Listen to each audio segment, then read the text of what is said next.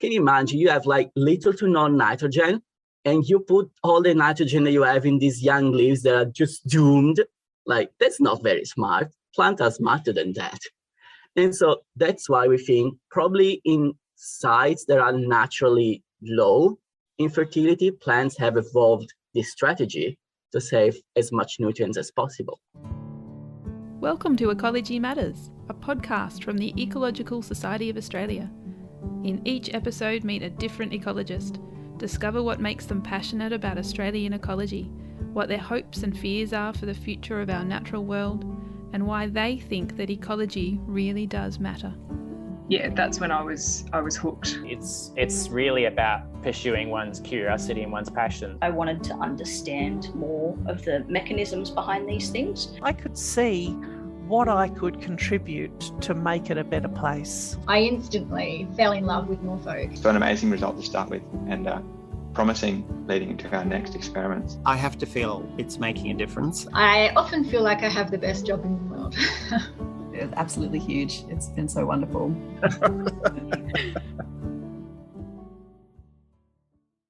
Our guest this episode is Giancarlo Chiarenza. Gian is a PhD candidate at the University of New South Wales, investigating the mechanisms behind delayed greening in plants. Delayed greening occurs when plants withhold chlorophyll from leaves until they're mature, resulting in the young, expanding leaves being all sorts of colours, from red and pink to purple. Delaying the input of chlorophyll in this way may help the plant to reduce its loss of nutrients to herbivores. This makes sense when you consider that young leaves are often more tender and therefore more appealing to herbivores than the tougher, mature leaves. Gian plans to investigate whether withholding of chlorophyll from young leaves is linked to soil fertility, a question particularly pertinent in Australia, large parts of which are renowned for their nutrient-poor soils. His research received the 2021 Wiley Fundamental Ecology Award. I started loving botany during my first year of the bachelor, so like 11 years ago, 20 years ago. And I actually enrolled in natural science because I was interested in rocks. And this botany professor, very grumpy but so lovely, just made me fall in love with plants. I was like, yes, this is what I want to do. And it was actually a pretty good advice. So I went all the way bachelor in natural sciences with the thesis in botany and then the master in botany.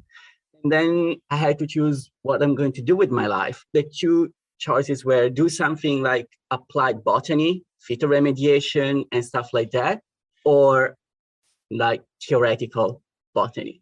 I'm more interested in doing this kind of theoretical sciences, but everyone would just say, no, John, that's wasted. And with all my PhD goals, same thing. They would say, that's not applied enough. Okay, but how are we going to make money out of this? And it's like, we don't. That's, love for knowledge. And so it's like, no, John, just do what makes you happy, because I'm always with that path. Like, do what you love. You never work one day in your life. And so I found Angela, and she was actually interested in, fundamental ecology, which is very weird because it doesn't bring that much money. And so we decided on this project because I love soil and plant-soil relationships, and I'm finally colorblind. So it's like, this is just the perfect project studying the color of leaves. And I thought it was pretty crazy. So I was like, no, yes, let's do this. And she told me, there are no money for this, but we find a way. And so as I'm studying how soil fertility impacts the amount of chlorophyll in the leaves, I was like, okay, Australia is not very good with soil fertility, because the plan was to do like almost all the world, even Europe. But with COVID and stuff, I was like, okay, let's choose something that is like very known for fertility, which is more or less reachable. And then we thought New Zealand is perfect. Like the latitude is more or less the same of Australia. The soils and history is totally different. Let's just do it. And I love New Zealand. It's just like such an amazing country. And species are totally different. And I was so curious about that. The original project was to sample a latitudinal gradient all around the world. Like I had places in like different countries, Like this was when I just arrived, 2019, when COVID was just a name far away from us. And so like we created this amazing outline of a project, and then COVID happened. So we had to choose change totally project or rearrange it. But I love this project so much because I think it's very interesting. They said, let's do it maybe smaller scale, but let's just try and doing it. We just had to tweak it. But yeah, the object of the study is there. COVID will not stop it. We're tackling 3 big questions about delayed greening. And the first one is they say that delayed greening is yes or no, it's binary. So usually everyone that has measured delayed greening before me look at the leaf and say, this is delayed greening. Usually the leaves are like very red and they're very striking. But then I thought, yeah, but like the shade of red is not always the same. So probably delayed greening is just not binary, yes or no, it's continuous. So probably it's a number. And so even just sampling Australia and New Zealand, I will have enough data to say it is actually a continuous variable, not just a binary variable. So it doesn't have to be for that part global itself. I just need to sample many ecosystems so that I have enough sample points to say, look, it's not actually binary, it's another thing. And then the next point is about latitude. And technically, all the scientists that studied delayed greening said delayed greening is just tropical. You will only find in the tropics, and that's it. And then I was working here, I'm in Sydney, I'm very far from the tropics, and I saw species with delayed greening. So at least sampling these points that are very far from the tropics and going towards the tropics, I still have a nice latitudinal gradient to say it's not tropical.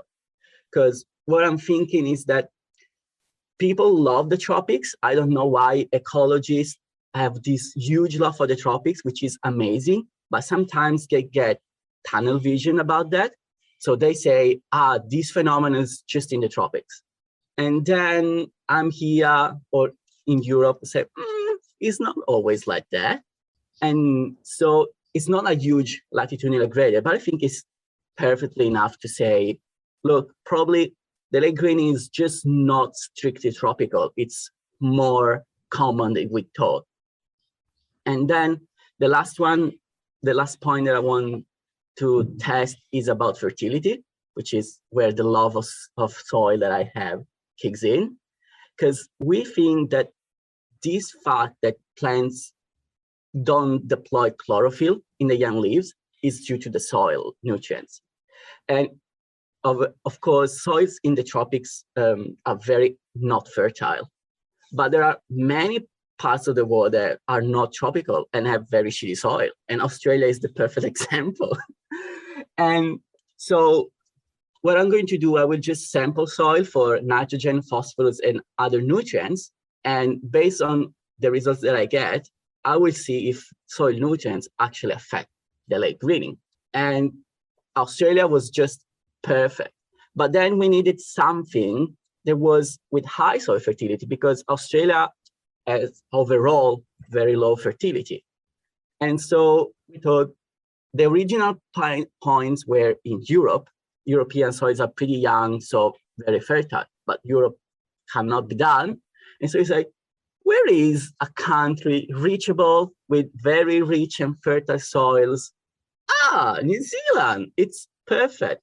So if the points that I have in New Zealand with very high fertility soils, we show less delayed greening, and points in Australia with very low fertility soils, we show more delayed greening, well, that means that delayed greening is actually somehow related with soil nutrients because no one thought about that. Like, I think that's why plants don't put chlorophyll in it, because, younglings, you just touch them and they die or they fall or they get damaged. Can you imagine you have like little to no nitrogen and you put all the nitrogen that you have in these young leaves that are just doomed? Like, that's not very smart. Plants are smarter than that. And so that's why we think probably in sites that are naturally low in fertility, plants have evolved this strategy to save as much nutrients as possible. I'm actually super happy, and I really hope that I will be able to make people interested in this thing.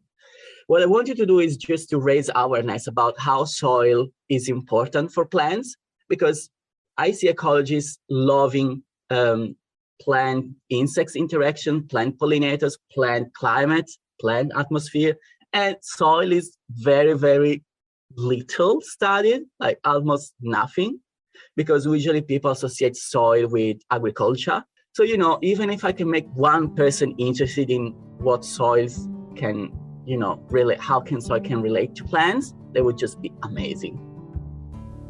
Ecology Matters is a podcast by the Ecological Society of Australia, a not-for-profit organisation supporting ecologists and ecological science in Australia. We acknowledge the traditional owners and custodians of country throughout Australia and their connections to land, sea and community. We pay our respects to their elders, past, present and emerging. To learn more about our work, follow us on social media, visit our website or sign up to our newsletter. You can find links to these in the show notes. This episode was produced by Grace Heathcote and Elodie Comprassi. The theme music is Glow by Scott Buckley. Lastly, thank you to all the ecologists who have taken part in this series and shared their perspectives on why ecology matters.